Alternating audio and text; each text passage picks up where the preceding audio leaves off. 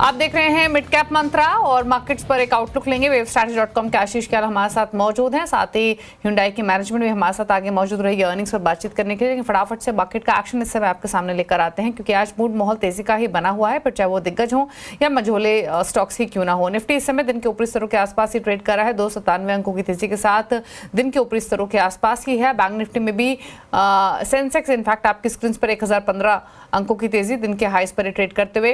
इसके अलावा अगर आप देखेंगे मिड कैप इंडेक्स को, तो 944 अंकों की तेजी यहां भी देखने को मिल रही है। सिमिलरली स्मॉल कैप इंडेक्स में भी जोरदार एक्शन देखने को मिल रहा है। लेकर आते हैं एक बार आपके सामने निफ्टी बैंक के कॉन्स्टिट्यूएंट्स भी। बढ़ने वाले स्टॉक्स की संख्या आपके सामने 2082 स्टॉक्स से जो तेजी के साथ कर रहे हैं ट्रेड, 371 स्टॉक्स से जो दबाव के साथ कर रहे हैं कारोबार आज के सेशन में।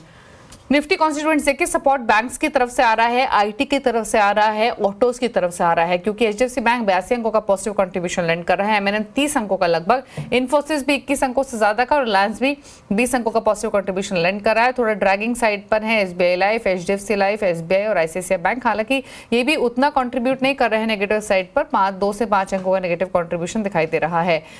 इसके अलावा एक बार फटाफट से निफ्टी बैंक के कॉन्स्टिट्यूएंट्स पे लेकर आते हैं। हालांकि पूरा सपोर्ट आज एचडीएफसी बैंक के लैंड कर रहा है इकलौता, लगभग 490 अंकों का पॉजिटिव कंट्रीब्यूशन तो अकेला एचडीएफसी बैंक ही दे रहा है बाजार को, निफ्टी बैंक को।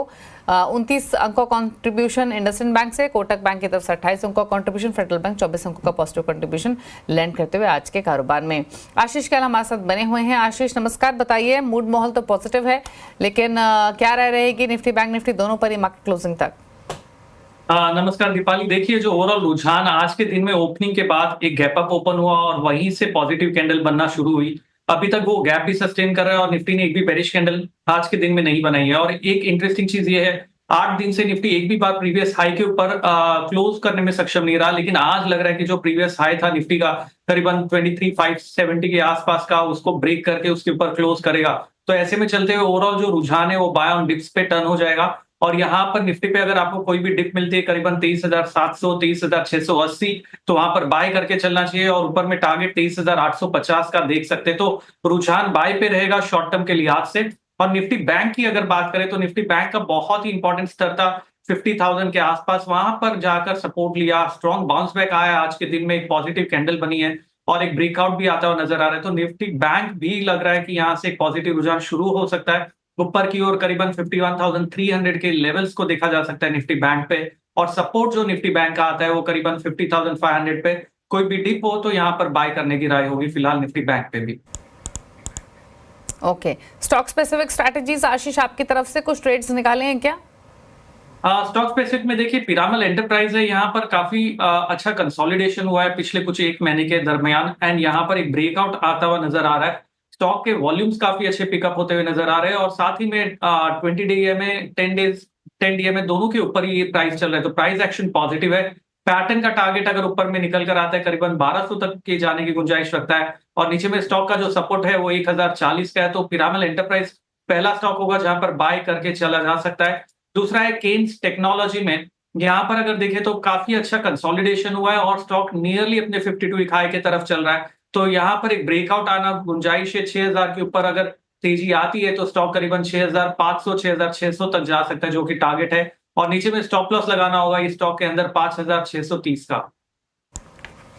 तो पिरामल एंटरप्राइजेस और केन्स टेक्नोलॉजी, दो ट्रेड्स आपको रेकमेंड किए गए हैं खरीदारी की तरफ। यहाँ पर आप अपने पोजीशंस तेजी की तरफ बना सकते हैं। पिरामल एंटरप्राइज आपकी स्क्रीन पर 1080 के आसपास कारोबार कर रहा है, दिन के ऊपरी स्तरों के आसपास ही, ऑलरेडी 3% ऊपर है, लेकिन यहाँ से और मजबूती एक्सटेंड हो सकती है। केन्स टेक्नोलॉजी में भी खरीदारी का ट्रेड ही आपको रेकमेंड किया गया है। चलिए, तो ये तो बात हुई आपके ये दोनों ही ट्रेड्स की, लेकिन चलिए आगे बढ़ेंगे और अब बात करेंगे अर्निंग्स की। और Hyundai मोटर्स के नंबर्स आए हैं, नंबर्स पर बातचीत करने के लिए कंपनी की मैनेजमेंट हमारे साथ मौजूद रहेगी। दरअसल दूसरी तिमाही में जो कंपनी की आय है वो 8% और मुनाफा 16% घटा है।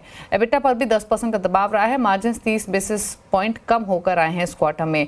नतीजों पर और आगे की ग्रोथ आउटलुक पर बातचीत करने के लिए हमारे साथ मौजूद हैं कंपनी के सीईओ तरुण गर्ग। तरुण जी नमस्कार, स्वागत है आपका।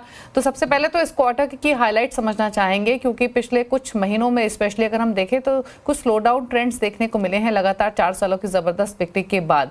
अगर Hyundai की बात करें तो कैसा रहा है ये क्वार्टर और कैसी परफॉर्मेंस रही है? अगर आप देखते हैं इस क्वार्टर को, तो हम पहले हम H1 की बात करते हैं जो फाइनेंशियल ईयर 24-25 का है। एबिटा मार्जिन हमारा 13.1%, 13.1% हुआ है, जो पिछले साल अगर आप H1 से कंपेयर करते हैं वो 12.6% था। तो ये दिखाता है कि जो नॉर्मली ये कहा जा रहा है कि भाई ये साल जो है टफ है ऑटो इंडस्ट्री के लिए, उसके बावजूद भी हम अपने एबिटा मार्जिन को बढ़ा पाए हैं H1 में। ये एक बहुत अच्छी बात है। और इवन आप अगर Q2 को भी देखते हैं तो जो एबिटा है लगभग 12.8% का एबिटा, एक बहुत ही अच्छा एबिटा है। अगर आप कंपेयर करते हैं पीयर्स से, इंडस्ट्री एक्सपेक्टेशन से या ग्लोबल से भी, तो एक बहुत अच्छा एबिटा है। और लेकिन जब आप लास्ट ईयर से कंपेयर करते हैं तो मामूली सा आपको गिरावट दिखेगी। पर मेरा यह मानना है कि जिस तरह की अगर जुलाई से सितंबर की बात करें, चाहे वो because of the heat waves in the country या फ्लड्स की वजह से जो थोड़ा वॉल्यूम में इफेक्ट हुआ, या जियोपॉलिटिकल सिचुएशन की वजह से, रेड सी क्राइसिस की वजह से थोड़ा सा एक्सपोर्ट्स में मिडल ईस्ट को स्पेशली फर्क पड़ा, उसके बावजूद भी हम लोग अपनी प्रीमियमाइजेशन, कॉस्ट कटिंग और जो हमारे जो इनिशिएटिव्स थे उससे हम अपनी परफॉर्मेंस को काफी हद तक एक अच्छी परफॉर्मेंस के रूप में पा पाए हैं। अच्छा तरुण जी, अगर हम मार्जिन्स की बात करें तो Hyundai के लिए जो ऑपरेटिंग मार्जिन्स हैं वो हाईएस्ट रहे हैं अपने सेगमेंट में।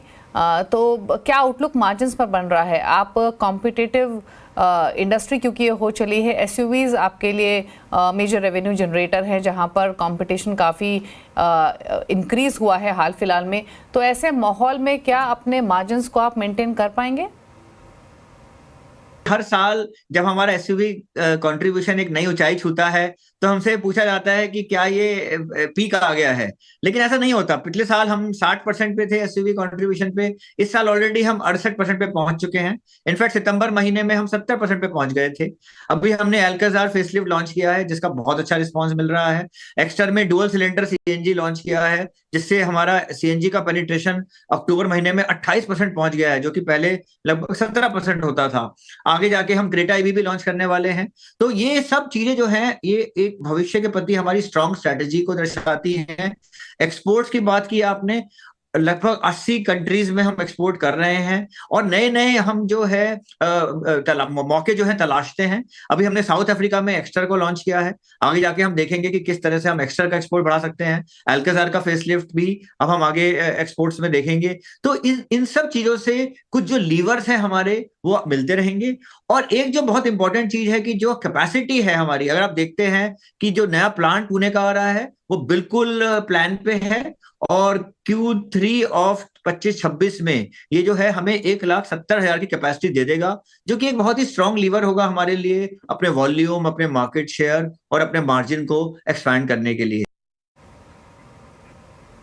ओके अच्छा सर, क्रेटा ईवी की आपने बातचीत की, तो क्रेटा ईवी की लॉन्च पाइपलाइन क्या रहेगी ईवीज को लेकर अभी भी, क्योंकि एप्रीहेंशंस हैं, तो ईवी स्ट्रैटेजी आपकी क्या रहेगी ताकि कंज्यूमर कन्वीनियंस रहे और बाइंग हो इस सेगमेंट में?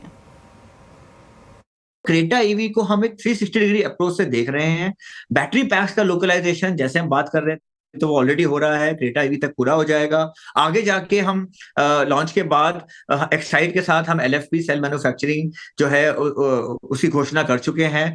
हम पावर इलेक्ट्रॉनिक्स और ड्राइव ट्रेन की भी लोकलाइजेशन देख रहे हैं। चार्जिंग इंफ्रास्ट्रक्चर की बात की तो लगभग 1100 चार्जिंग पॉइंट हमारे Q1 अगले साल के पहली तो तिमाही है उसमें हमारे तैयार हो जाएंगे। हम डीसी चार्जिंग पे बहुत ज्यादा फोकस कर रहे हैं। हमने जो स्टडी की उसमें पाया कि लगभग 85% कस्टमर जो हैं हमारे आयोनिक के भी वो घर पे या ऑफिस में चार्ज करते हैं, लेकिन जब वो हाईवेज पे जाते हैं तो उनके मन में थोड़ी सी जो होती है वो घबराहट होती है। तो हमने बहुत ही प्रोमिनेंट लोकेशंस पे 17 जो है फास्ट चार्जिंग स्टेशन बना दिए हैं ऑलरेडी। हम इनको और बढ़ाएंगे। तमिलनाडु गवर्नमेंट के साथ हमने कोलैबोरेशन किया है 100 चार्जिंग स्टेशन बनाने का। तो आपने देखा कि हम एक कॉम्प्रिहेंसिव अप्रोच के साथ जा रहे हैं जो कि कस्टमर्स को Hyundai की तरफ से क्रेटा ईवी के रूप में एक बहुत ही सशक्त प्रोडक्ट मिलने वाला है। और आगे जाके हम 3 प्रोडक्ट्स और मिड टर्म में लॉन्च करेंगे जिससे कि हमारे वॉल्यूम बढ़ेंगे और गाड़ी को और ज्यादा इलेक्ट्रिफिकेशन को बढ़ाने में मदद मिलेगी। Thank you Tarun ji earnings पर बातचीत करने के लिए और आगे की एक स्ट्रैटेजी जो आपकी रहेगी उस पर भी डिटेल्स शेयर करने के लिए। गुड लक आपको कमिंग क्वार्टर्स के लिए। स्टॉक देखें तो 1829 पर फिलहाल कारोबार करते हुए आज के सेशन में रुकने इसी के साथ एक ब्रेक के लिए। ब्रेक के उस पर कुछ और खबरें आपके लिए लेकर आएंगे, जल्द वापस आते हैं।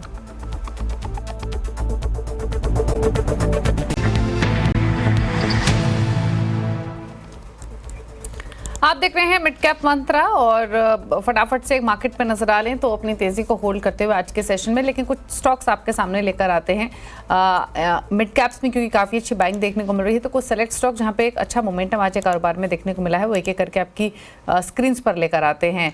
अगर आईटी पैक को देखेंगे तो यहाँ पर काफी अच्छा मोमेंटम आज के कारोबार में देखने को मिला है। एक स्टॉक लेकर आते हैं एमटार टेक का, यहाँ पर काफी अच्छा मोमेंटम, स्टॉक लगभग 9% की तेजी के साथ दिन के ऊपरी स्तरों पर कारोबार करते हुए दिखाई दे रहा है। तो यहाँ पर एक अच्छा मोमेंटम बनते हुए दिखाई दिया है। 144 अंकों की तेजी देखने को मिल रही है। कुछ और आइडियाज देखेंगे तो एक स्टॉक देखिए एआईडी पैरी का, ये भी 7% ऊपर है, दिन के ऊपरी स्तरों पर ट्रेड कर रहा है। हिंडाई की हम बात कर रहे थे, यहाँ पर एक अच्छा मोमेंटम आज के कारोबार में देखने को मिल रहा है। 6% की तेजी के साथ दिन के ऊपरी स्तरों पर कारोबार करते हुए ये स्टॉक दिखाई दे रहा है। एक स्टॉक लेकर आते हैं एमएनएम का, सीएलएसए की रिपोर्ट भी आई है, उसका भी असर मिला है और एमएनएम भी एक शानदार मोमेंटम में है आज के कारोबार में, दिन के ऊपरी स्तरों पर ट्रेड करते हुए दिखाई दे रहा है। ये स्टॉक भी 5% की जोरदार तेजी, लगभग 3000 को अप्रोच करते हुए एमएनएम का स्टॉक। चलिए इसी के साथ एक क्विक ब्रेक के लिए रुक रहे हैं, लौटेंगे तो खिलाड़ी नंबर 1 का अपडेट लेकर आएंगे, जल्द वापस आते हैं।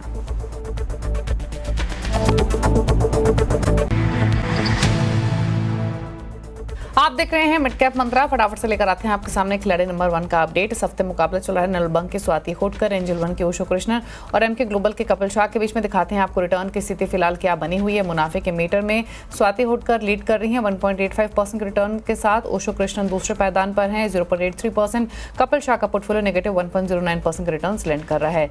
ये रहा अपडेट मिड कैप मंत्रा में खिलाड़ी नंबर 1 की तरफ से।